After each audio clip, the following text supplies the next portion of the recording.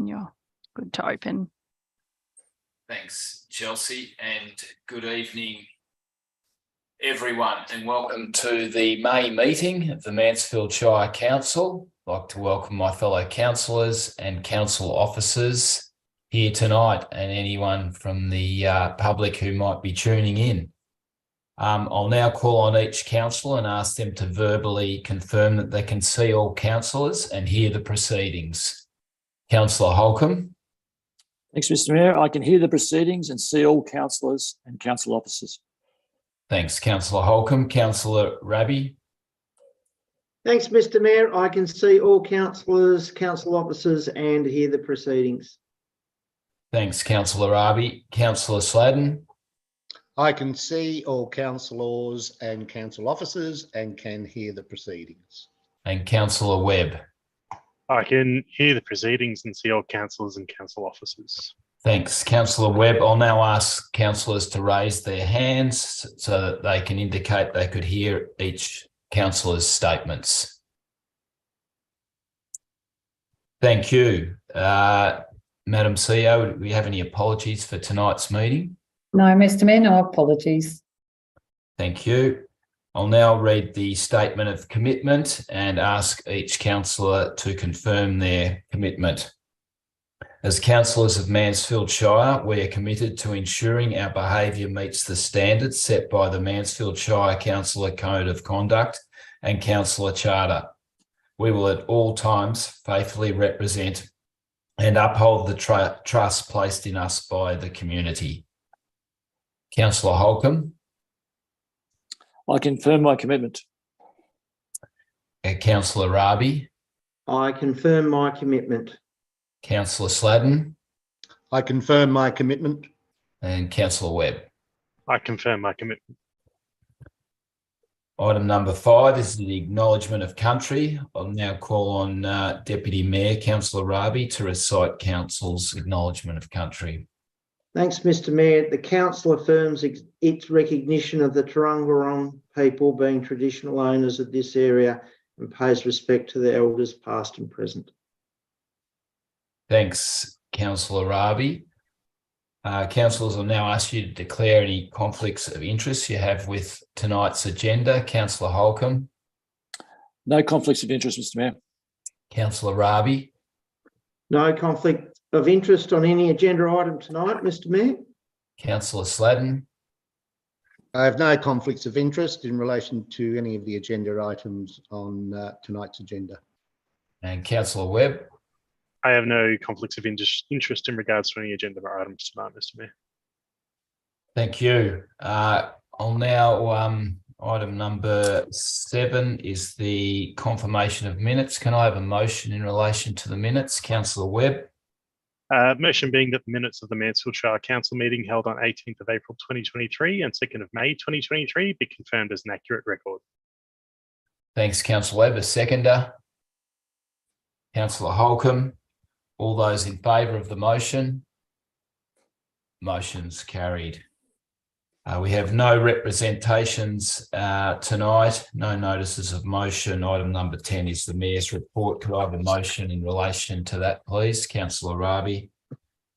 Yeah, I move that the council received the Mayor's report for the period of the 19th of April 2023 to the 10th of May 2023. Thanks, Councillor Raby. A seconder. Councillor Holcomb. All those in favour of the motion? Motion's carried. Item number 11 is reports from council. There are no reports from the appointed representatives tonight. So I'll move on to item number 12, which is public question time. And we have one question.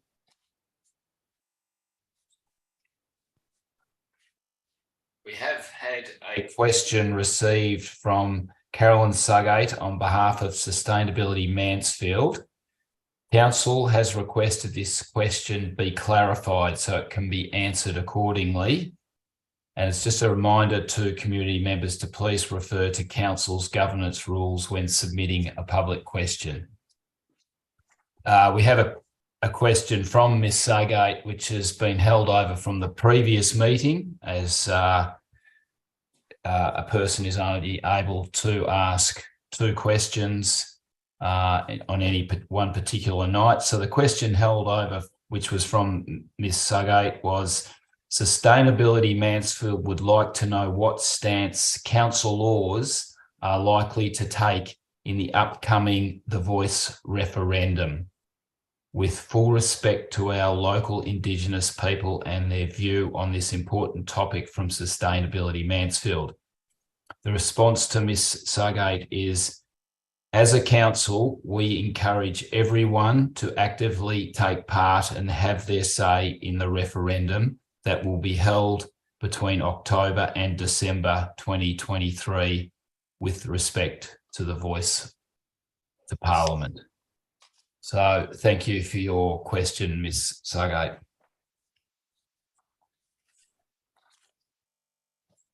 Item number 13 is the Chief Executive Officer's report. Councillors, do we have any questions or comments in relation to this report?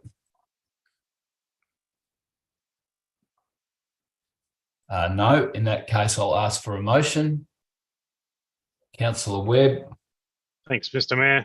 Motion being that council receive and note the Chief Executive Officer's report for the period 19th April 2023 to 10th of May 2023. Seconder, Councillor Holcomb. Councillor Webb, do you wish to speak to the motion? No, thanks, Councillor Mr. Mayor. Holcomb. Thanks, In Mr. that Mayor. case, I'll put the motion to a vote. All those in favour?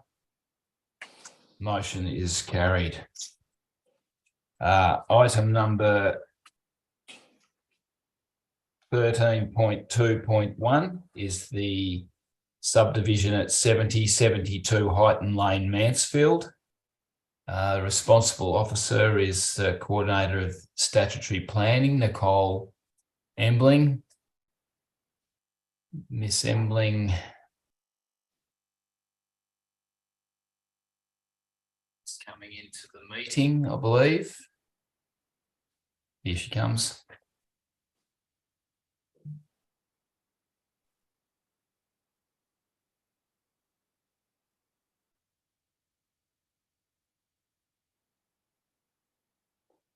There you are.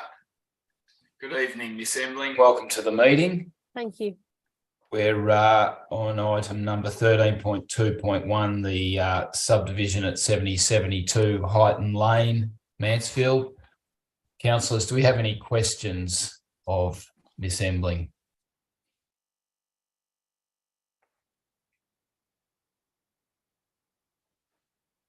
Councillor Holcomb. Thanks, Mr. Mayor. Mr. Mayor, just by way of explanation, the report states that there's a newer internal road proposed with a direct connection to Highton Lane, which will provide connections to the north in the future. Can you just embellish on that a bit, please? What are the directions to the north? Certainly. Through you, Mr. Mayor. The subdivision plan that was submitted to council shows a current, effectively single road access with a temporary court bowl at the northern boundary. That in itself would provide for future connections to be able to be made to the adjoining properties to the north. So for a little bit of context, this land isn't in a development plan overlay, so we're not able to consider a larger picture plan incorporating multiple allotments. So the plan submitted actually does provide for future connections to ensure that this is not a dead-end cul-de-sac or court bowl, that it will have a through connection available should the adjoining landowner to the north ever want to do further development. Oh, okay. Thank you. Councillor Sladen. Thanks, Mayor. Ms. Embling, in relation to the developer's contribution, Your report states that it's currently at 5%, but when the open space strategy is implemented, it will rise to 7%. What is the timing of the open space strategy implementation? Certainly, thank you. The open space strategy, and I might defer to Melissa if possible, but the open space strategy has not been implemented as yet. So that condition, the way it's worded, effectively allows for the timing of that payment to be made depending on the status of that policy. So if they were to make a payment immediately before that policy is implemented, it would fall to their default 5%. But if the development takes a number of years and that policy is implemented, then we would be able to request, I believe it will be 7.5% actually as a contribution. Yep. Okay, but we can't do that retrospectively, can we, Ms. Crane? So yeah, through you, Mr. Mayor, the planning condition, the request for public open space or the payment of any public open space contribution is made at the pretty close to the last point of a subdivision being completed. They normally take a couple of years. So the conditions worded, as much as we've adopted the open space strategy, our strategic planning team is in the process of converting the open space strategy with this sliding scale for a higher rate of a public open space contribution into an amendment, which will then be implemented into our planning scheme. We anticipate we're hoping it will be put into place long before some of these developments land, which by conditioning it in this manner, allowing whatever the planning scheme says at the time provision, without specifying that it has to stay at the current default 5%, allows us to accommodate that strategic work we've already done that isn't fully implemented going forward. So it's probably the best we can do in the absence of an amendment to implement the open space strategy, which our strategic planning unit is working on at the moment. Thank you, Ms. Crane. And just as a follow-up question, are you able to tell us what the current open space provision or contribution for Highton Lane is to date? And through you, Mr. Mayor, in terms of monetary value, I probably couldn't tell you specifically. I'd have to take that on notice. I know we have a certain amount of money that's been contributed over a number of years. It's in the open space register. So there is a reserve for that is to be used. As to the amount that's been raised from Highton Lane, I can't confirm, but I do know that any of the recent permits we've been issuing, we've been ensuring we have a permit condition similar to this to allow that sliding scale that we're looking to implement into the scheme be applied more generally as well. Thanks, Ms. Crane. Sorry, I wasn't clear enough. It's not the monetary value. I'm talking about land area. Sorry, Ms. That's Crane. fine. Certainly, through you, Mr. Mayor, the open space strategy has identified a reasonably large parcel of land for open space, for a land provision of open space within the Highton Lane area, east of Highton Lane, between Highton Lane and the waterway that runs at the rear there. The area identified in the open space strategy equates to about 10,000 square metres, which is about a hectare. We've already have 5,000 allocated through the approval of the development plan at 100 Highton Lane. When the property to the north of that goes through the development plan process, the other half of that piece of land will be allocated to open space per the open space strategy requirements. The advantage of that is then we will have one larger open space that provides a broader and more flexible way to provide good facilities for our community. Excellent. Thanks, Ms. Crane. I don't know whether you want to go back to Ms. Zembling or not, but just a question regarding water flow. We have had in the past concerns about water runoff into Rose Street from Highton Lane. I suppose, what will be the effect of this should this be approved?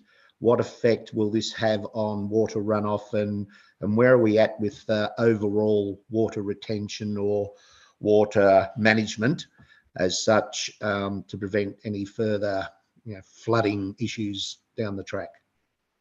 Certainly, through you, Mr. Mayor. This particular property actually sits in a bit of a unique situation where it doesn't have a direct runoff into any of those waterways that flow all the way down into the Rose Street catchment. So the report that was actually conducted on behalf of council fairly recently for the stormwater management of Highton Lane overall, and that land specifically to the east of Highton Lane, actually identifies that this land shouldn't have that impact towards the northeast as similar properties further north have done. So the officer recommendation includes fairly standard conditions that requires this development to be able to prove through engineering plans at later subdivision stage that they can maintain pre-development flows. However, the engineering assessment of this property shows that with the topography of the land and provision for some implementation on site, such as stormwater tanks and things like that, should be able to be achieved fairly easily. Thank you very much. And one final question is, can you confirm whether the subject land falls under DPO, the Development Plan Overlay 1? It does not. Thank you very much. No further questions. Yep, good on you. Thank you. Thanks, Mayor. Councillor Rabi. Yeah, thanks, Mr. Mayor. Just got a question about Block 8 on the south east corner. It overlaps a dam, and that dam looks as though it's on someone else's property. What's the story there? Is that council's problem, or is that by allowing this subdivision to go ahead, or what happens to that little area at the back there that overlaps the dam? Thank you. That dam is part of a larger body of water that does cross, actually crosses between 3 parcels of land, I believe, when you look at it in context of the surrounding titles. That dam does have protection in terms of development on Lot 8, so there are required setbacks for any buildings and works. In terms of future development, it's likely that it would actually get reduced in size to be removed from Lot 8. However, it hasn't been considered as part of a requirement for this planning application, because in terms of the water flows at the moment, it is maintaining some of that natural runoff, and I believe it's actually being used by the adjoining landowners. Okay, so council allowing this to go ahead tonight, there won't be any repercussions on council with respect to a dam that's obviously owned by somebody else being on part of that land, Block 8. Is that correct? That's correct. Effectively, the structure of the titles aren't changing in respect to that dam layout. Okay. Thank you.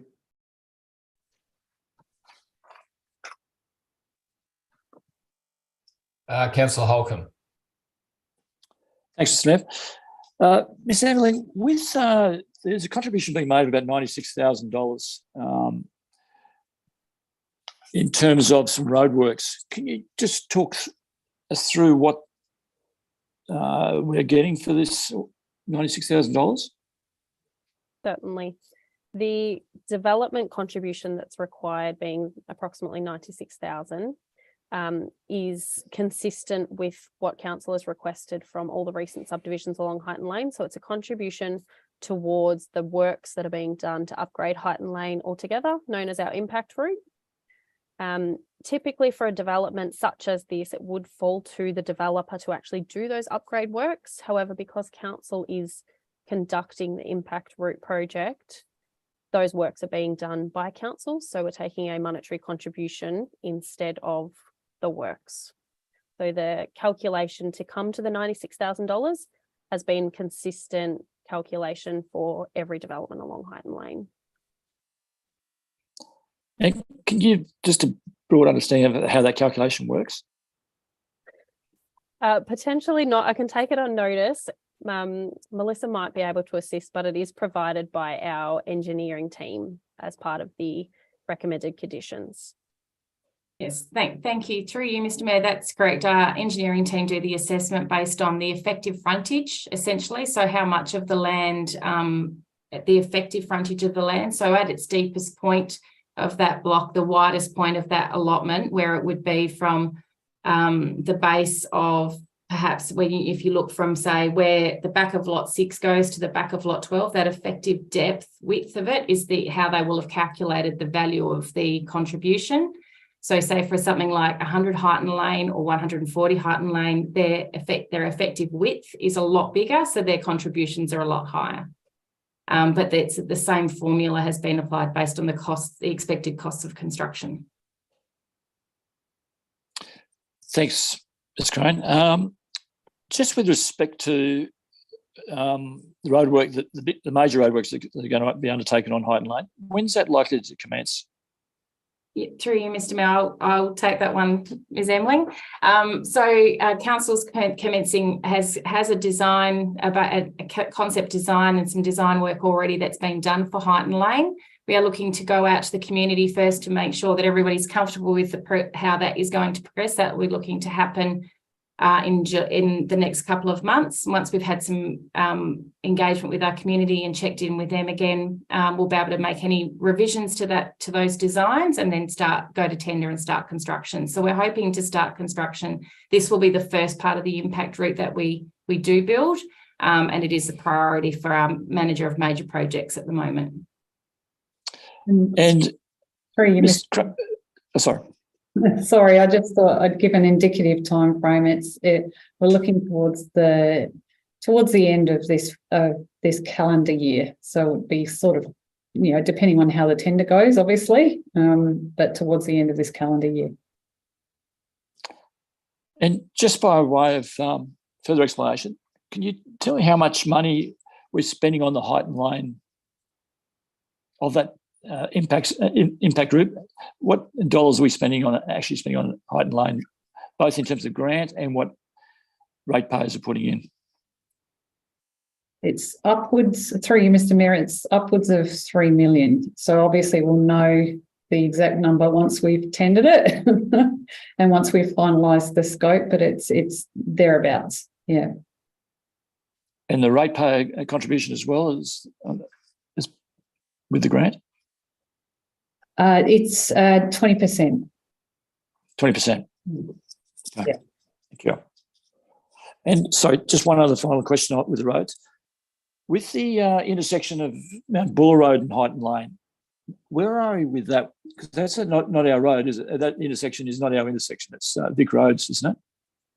That's correct. Yeah, through you, Ms. Mayor. Yeah. So where are we with discussions on how that issue is going to be addressed? So I'll kick off and then I might hand over to the General Manager. We have raised it with the Department of Transport as being one of our priorities, and we are currently contributing to an integrated transport strategy. I guess fair to say we don't have any commitment from the Department of Transport as yet to upgrade that intersection, but obviously it's something that's under active discussion with them. Might just check that our General Manager hasn't got anything to add to that one. Certainly, yeah, through you, Mr. Mayor, that's exactly right. And we work every meeting we have with the Department of Transport, we take the opportunity to advocate for that, for works on that intersection. There's another 3 intersections that we do believe need significant upgrade works that are Vic Roads ones. And we take every opportunity we can. We have another traffic liaison meeting again next week where it's again an agenda item for discussion. And just coming back to your previous question about the contribution from ratepayer for Highton Lane on an estimated cost of about 3 million with the 20% ratepayer contribution that would be $600,000. And that money is being raised through the development contributions we're getting from these other developments. And this is just part of it. So out of actual ratepayer funds for Highton Lane, there won't be any contribution. The council version of the contribution will come from those development contributions. Thank you. Thank you, Mr. Mayor. Councillor Webb. Thanks, Mr. Mayor. I know whenever we have development up in Height Lane, we always get questions about the trees and their fate. Ms. Crane, can you give us an outlay of what trees are going to be removed, what the impact there will be? I may, through you, Mr. Mayor, put that one over to the Coordinator of Statutory Planning. Thank you. The vegetation currently on 70 to 72 Heighton Lane is all non-native or exotic vegetation that has been planted over the years.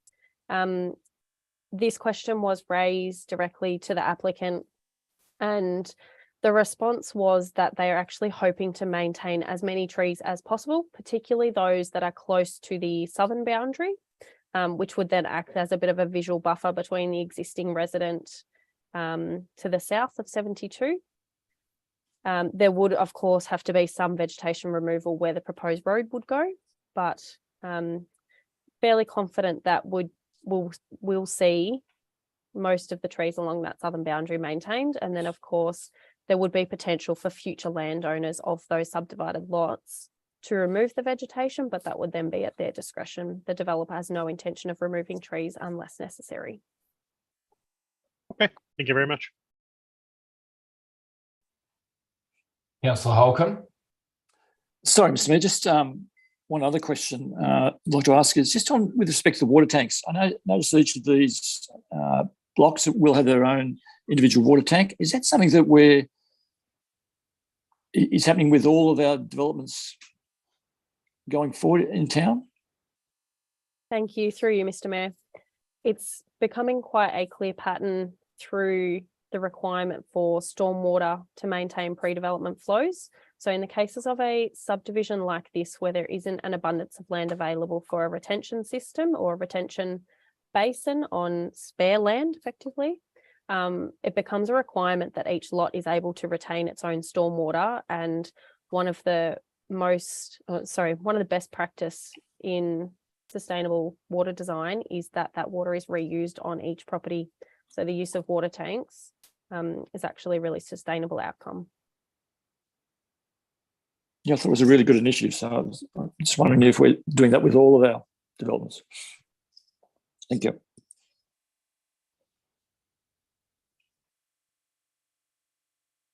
Any further questions?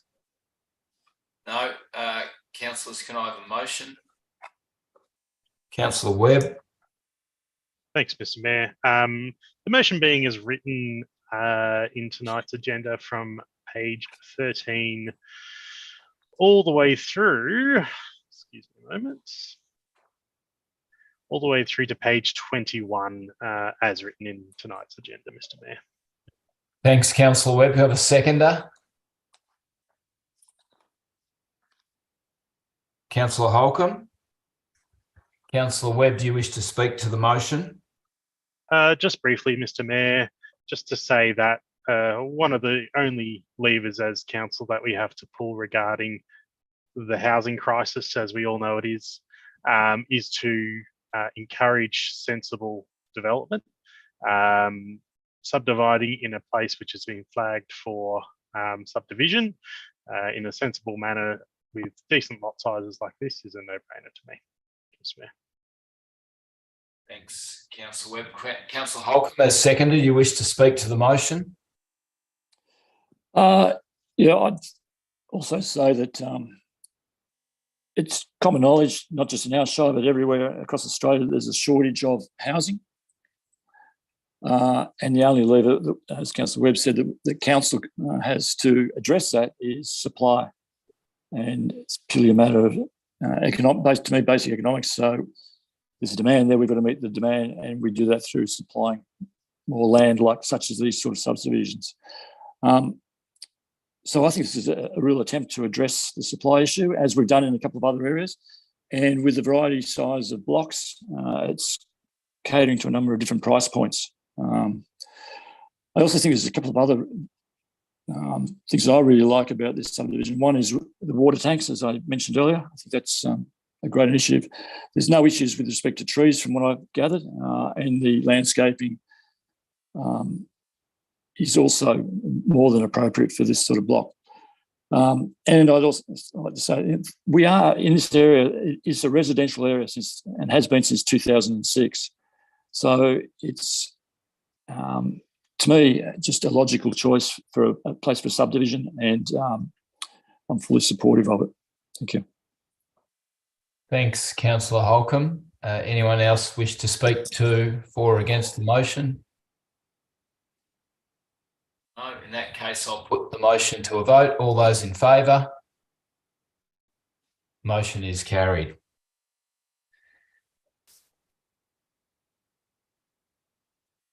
Thank you, Miss Embling, for your attendance. Item number 13.2.2 is the next item, allocation of land for the Jamison Police Paddock Community Hub. A manager for major projects, Kurt Heidecker, coming into the meeting.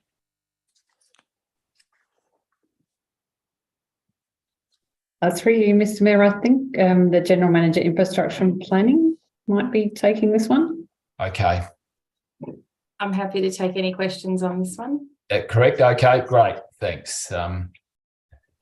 Ms. Crane. Councillors, do we have any questions or queries in regards to this item? No, then can I have a motion, please?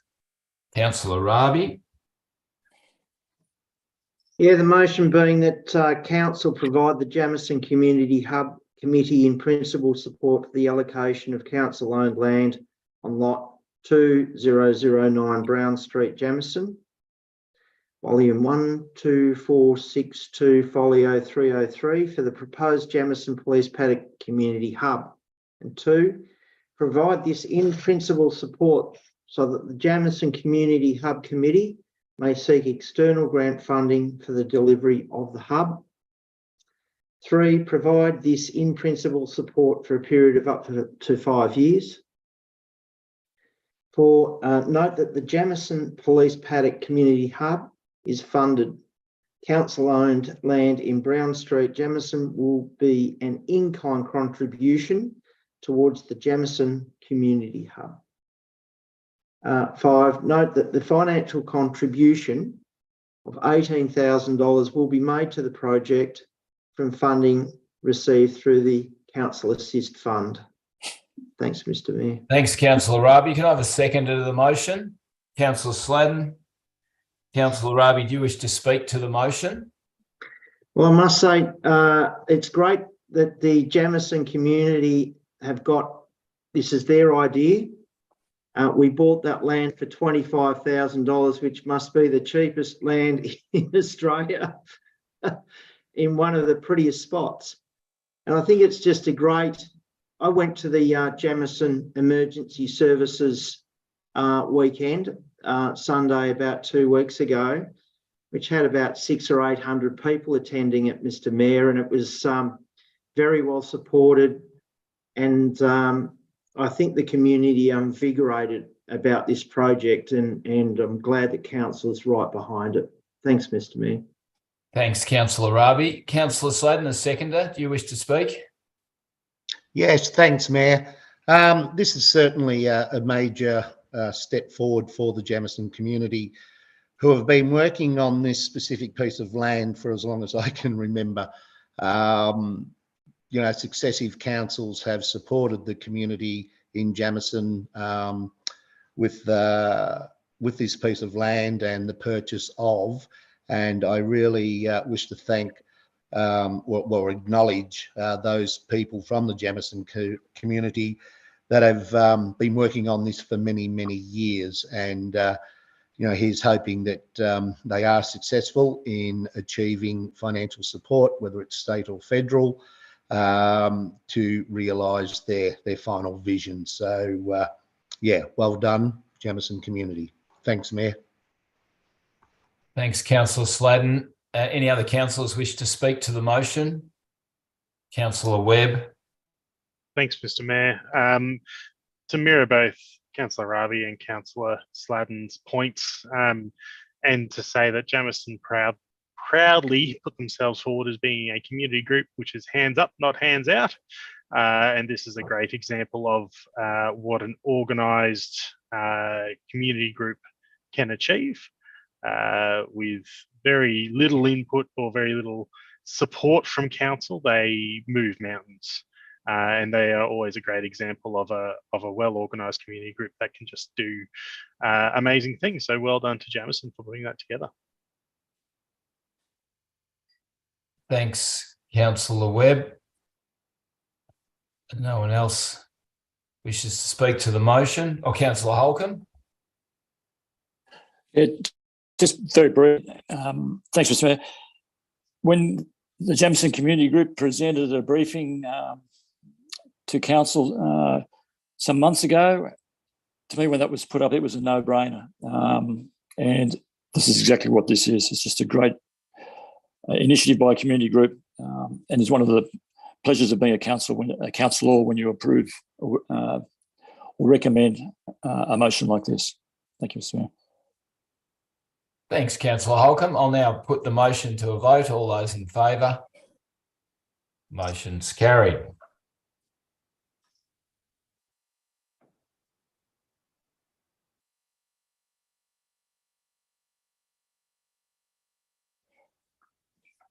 Next item is on the agenda is trouble reading it, something 14.2.3 perhaps. The Merton plan. The responsible officer is Miss Crane. Or yep, okay. Thanks, Miss Crane. Councillors, do we have any questions or queries in regards to this item?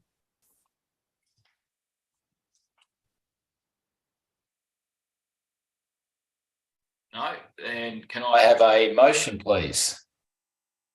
Councillor Webb. Thanks, Mr. Mayor. Motion being that Council adopt the Merton Plan 2023 to inform the preparation of a planning scheme amendment to develop local policies in accordance with the recommendations of the plan. And point 2, commence preparation of a planning scheme amendment to implement the recommendations of the plan. Thanks, Councillor Webb. A seconder? Councillor Sladden. Councillor Webb used to speak to the motion. Just to say, again, this is another great example of a community group getting organised and moving their little area forward. Merton has undergone a huge for Merton growth over the past few years, doubling in size of population, and they are getting quite organised in being clear what they want as a community. So again, exciting to see them put things together and move their little area forward. Thank you. Thanks, Councillor Webb. Councillor Sladden, do you used to speak to the motion? Briefly, Mayor, thank you. Merton has their 100-year anniversary coming up for the Merton Hall. They've got their gala dinner and also the classic car rally. I should have the date, but it's not too far away. And this is just, as Councillor Webb said, this is just another example of a community that have banded together and do want to improve their infrastructure for their local residents and visitors. And it's a fantastic project, and hopefully the planning scheme amendment will go through quickly. Thank you. Thanks, Councillor Sladden. Any other councillors wish to speak to that motion? Against? No, I'll put the motion to a vote. All those in favour? Motion is carried. Item number 14, council meeting resolution action status register. Can I have a motion, please? Councillor Webb. That council receive and note the Mansfield Shire Council meeting resolutions action status register as at 8th of May 2023. Thanks, Councillor Webb. Seconder, Councillor Sladden. Sorry, Mr. Mayor. Sorry, I just got a question. That's all. Yep, sure. Okay. Do you want me to second the motion before I do the question? Yeah, if you're happy to. Yeah. Yep. Okay, Yeah. I'll second the motion. Yep. Yeah, you could ask a question now, Councillor Sladden, that's fine.